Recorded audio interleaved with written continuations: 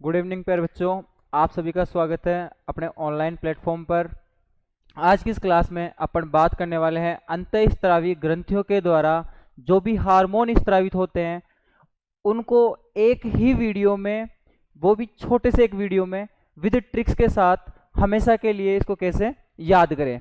तो यहाँ से बोर्ड के एग्जाम में, यहाँ तक कि कंपटीशन के एग्जाम में से इससे भी रिलेटेड क्वेश्चन एक न एक पूछा जाता है। ढंग से आपको समझने की कोशिश करना है। देखो, सबसे पहले मैं बता देता हूं कि ये जो हार्मोन होते हैं वो अपने शरीर में दो प्रकार की ग्रंथियां होती है, अंतःस्रावी और बहिःस्रावी ग्रंथियां। तो ये जो हार्मोन होते हैं वो होते हैं अंतःस्रावी ग्रंथियों से स्रावित होते हैं।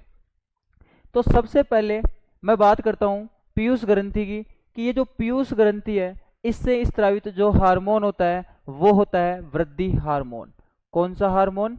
वृद्धि हार्मोन। पहले मैं ये हार्मोन बता देता हूं, फिर इनको याद करने की ट्रिक अपन डिस्कशन करेंगे। नेक्स्ट ग्रंथि है अग्नाशय ग्रंथि। तो अग्नाशय ग्रंथि द्वारा स्रावित जो हार्मोन होता है वो होता है बेटा insulin hormone. Insulin hormone. Next ग्रंथि है थायराइड ग्रंथि। इस ग्रंथि द्वारा स्रावित जो हार्मोन होता है वो होता है थायरोक्सिन हार्मोन।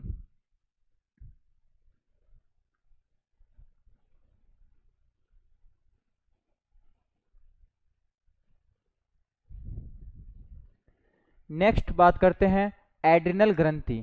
तो एड्रिनल ग्रंथि के द्वारा जो हार्मोन स्रावित होगा वो होगा एड्रीनलिन हार्मोन।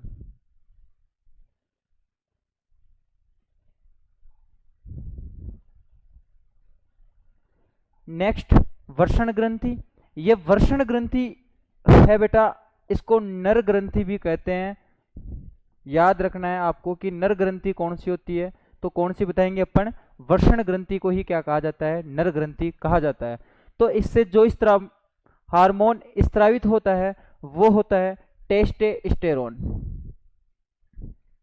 टेस्टोस्टेरोन। नेक्स्ट मैं बात करूं अंडाशय ग्रंथि द्वारा स्रावित हार्मोन की, अगर मैं बात करूं तो वो होता है कौन सा? अपने एस्ट्रोजन हार्मोन होता है।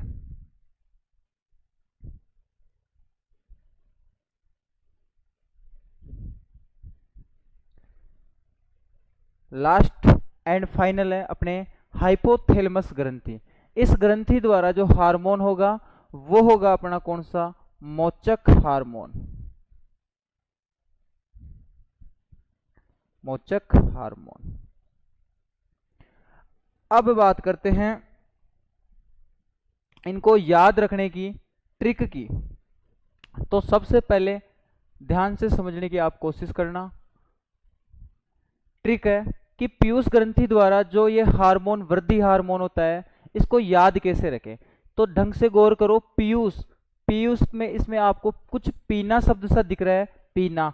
और पीने का काम जैसे अपन कॉम्प्लेन, बॉर्नवीटा आदि पीते हैं ना, क्यों पीते हैं? ताकि अपनी क्या हो जाए? वृद्धि हो जाए, अपना शरीर में ग्रोथ होए। तो वृद्धि शब्द निकल रहा है, तो अपन इसको इससे रिलेट कर सकते हैं कि जो पीयूष ग्रंथि द्वारा स्रावित हार्मोन होता है वो कौन सा हार्मोन होता है? अपना वृद्धि हार्मोन होता है। तो याद रखने की जो ट्रिक है, पीने से क्या होती है? वृद्धि। इतना सा याद रखोगे, ऑप्शन में क्वेश्चन आएगा तो आप डायरेक्ट देखते ही क्वेश्चन को लगा दोगे कि पीने से मतलब पीयूष ग्रंथि से कौन सा हार्मोन स्रावित होता है? वृद्धि हार्मोन स्रावित होता है। नेक्स्ट बात करता हूं अग्नाशय की। तो अग्नाशय शब्द को गौर से देखते हैं ना तो अपने को दिख रहा है अग्नि, और अग्नि का मतलब होता है बेटा आग। और प्रेजेंट टाइम में आग लगाने का जो काम होता है वो कर रहे हैं इंसान। तो आग लगाने का काम किसका होता है? इंसान का। तो इंसान आग लगा रहा है, तो इंसान शब्द से आपको पता चलेगा कि कौन से हार्मोन की बात हो रही है? इंसुलिन हार्मोन की बात हो रही है।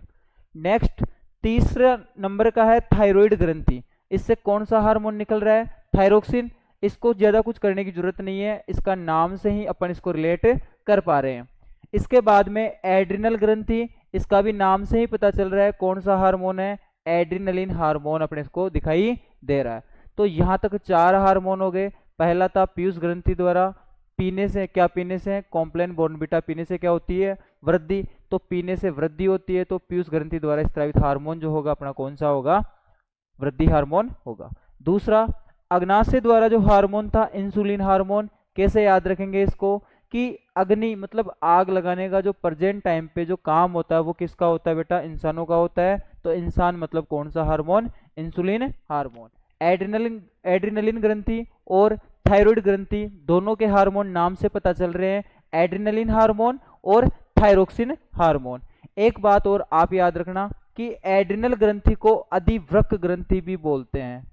ये काम की बात है, कभी कभी एग्जामिनर अपने दिमाग से खेल जाता है। कैसे? अपन याद करके गए हैं कि एड्रिनल ग्रंथि द्वारा कौन सा हार्मोन स्रावित होता है, लेकिन वो एड्रिनलिन न देके क्या दे देता है वहां पे? अधिवृक्क ग्रंथि द्वारा स्रावित हार्मोन का आप क्या करो? नाम लिखो। ये है। नेक्स्ट बात करें वर्षण ग्रंथि, तो ये अपन पढ़ ही चुके हैं, इसको नर ग्रंथि भी कहते हैं। और अंडाशय ग्रंथि, इसको बेटा क्या बोलेंगे? मादा ग्रंथि। तो दोनों बातें याद रखनी है। नर ग्रंथि तो कौन सी होगी? वर्षण, और मादा ग्रंथि कौन सी होगी? अंडाशय। देखो दोनों को कैसे याद करेंगे, आपको पता है लड़का और एक लड़की होते हैं, लड़का पैसे कमाता है, लड़की पैसे उड़ा देती है। तो लड़के को अगर पैसे कमाना है तो उसके लिए उसको क्या देना पड़ेगा? टेस्ट देना पड़ेगा। मान लो वो कहीं भी काम करने जाएगा तो उसका डेमो तो लेंगे सबसे पहले। तो एक तरीके से मैं बोल सकता हूं कि उसको क्या देना पड़ रहा है? टेस्ट देना पड़ रहा है। तो अपन इस वर्ड से रिलेट कर पाएंगे कि जो वर्षण नर में पाया जाता है और आदमी को क्या देना पड़ता है? टेस्ट। और टेस्ट का मतलब क्या हो जाएगा? टेस्टोस्टेरोन। जैसे ही ऑप्शन देखोगे आपको सीधे सीधे से उत्तर दिखाई दे जाएंगे, इसकी गारंटी मैं 100% ले रहा हूं। नेक्स्ट बात करते हैं अपन अंडाशय। तो अंडाशय किस में पाई जाती है? मादा में। और मादा का मतलब लड़कियां, और लड़कियां क्या करती है? एस करती है। एस का मतलब क्या हो जाएगा फिर यहां से अपना? Oestrogen hormone. लड़के हमेशा क्या देंगे? टेस्ट। लड़के क्या देंगे? टेस्ट। और मादाएं मतलब लड़कियां ये क्या करेगी? हमेशा एस करेगी। तो लड़कियां क्या करेगी बेटा? एस। तो एस बोले तो एस्ट्रोजन, टेस्ट बोले तो टेस्टोस्टेरोन। लास्ट एंड फाइनल है हाइपोथैलेमस ग्रंथि। और इस ग्रंथि द्वारा कौन सा हार्मोन होता है? मोचक हार्मोन। तो इसको याद रखने की अपनी जो ट्रिक होगी, तो देखो मोचक, तो मोचक, मोचक से अपने को पता चल रहा है मोच। कभी अपने पैर में क्या जाती है? मोच। तो आदमी क्या हो जाता है? हाइपर, मतलब गुस्से में। तो अपने को इस वर्ड से पता चलेगा कि मोच मतलब मोच आने पर आदमी क्या हो जाता है? हाइपर। मोच आने पर क्या हो जाता है इंसान? हाइपर। तो यहां से अपने को पता चलेगा क्या? मोच का मतलब मोचक हार्मोन, हाइपर का मतलब हाइपोथैलेमस ग्रंथि। अब इस ग्रंथि के बारे में अपने को एक बात याद रखनी है जो बेहद इंपॉर्टेंट है, बहुत बार एग्जामों में एक प्रश्न आ चुका है। कौन सा? दो ग्रंथियां होगी, एक तो होगी मास्टर ग्रंथि और एक होगी हेड मास्टर ग्रंथि। तो मास्टर क्या करता है? बच्चों के ऊपर नियंत्रण रखता है, और हेड मास्टर क्या करता है? मास्टरों के ऊपर नियंत्रण रखता है। तो सबसे पहले क्यों ना अपन मास्टर ग्रंथि का पता लगा ले। तो जो मास्टर ग्रंथि होती है वो होती है बेटा कौन सी? पीयूष ग्रंथि। पीयूष ग्रंथि को किस नाम से जानते हैं अपन? मास्टर ग्रंथि के नाम से भी जानते हैं। ये बात अच्छे से नोट कर लेना। अब इसको पीयूष ग्रंथि को मास्टर ग्रंथि क्यों कहा जाता है? तो ये जितने भी हार्मोन है ना, इन सब के ऊपर जो कंट्रोल होता है वो किसका होता है? पीयूष ग्रंथि का होता है। इसी वजह से पीयूष ग्रंथि को मास्टर ग्रंथि भी कहा जाता है। यहां तक अगर बात क्लियर हो, अब बात कर लेते हैं हेड मास्टर ग्रंथि। अब हेड मास्टर क्या करता है? मास्टर पे कंट्रोल रखता है। तो अपना मास्टर कौन था? पीयूष ग्रंथि। तो इस पीयूष ग्रंथि के ऊपर जो कंट्रोल रखता है तो वो रखता है कौन सा? हाइपोथैलेमस ग्रंथि। तो मैं बोल सकता हूं कि हेड मास्टर ग्रंथि कौन सी होगी? हाइपोथैलेमस ग्रंथि को हेड मास्टर ग्रंथि भी बोलते हैं। कारण पूछ ले तो तुम क्या बताओगे कारण इसका? कि जो पीयूष ग्रंथि द्वारा जो हार्मोन होता है उसको क्या करना? प्रेरित करना। यह होता है हाइपोथैलेमस ग्रंथि। तो ये ट्रिक के साथ में मैंने अंतःस्रावी ग्रंथियों से स्रावित जो हार्मोन होते हैं उनकी बात अपन ने ट्रिक के साथ में कर ली है। अगर वीडियो पसंद आया तो वीडियो को लाइक करें, शेयर करें और अपने YouTube चैनल को सब्सक्राइब जरूर कर ले, ताकि आप ऐसे ही बेहद आसान ट्रिकों के साथ में साइंस को समझने के लिए तैयार रहे। धन्यवाद। Love you all.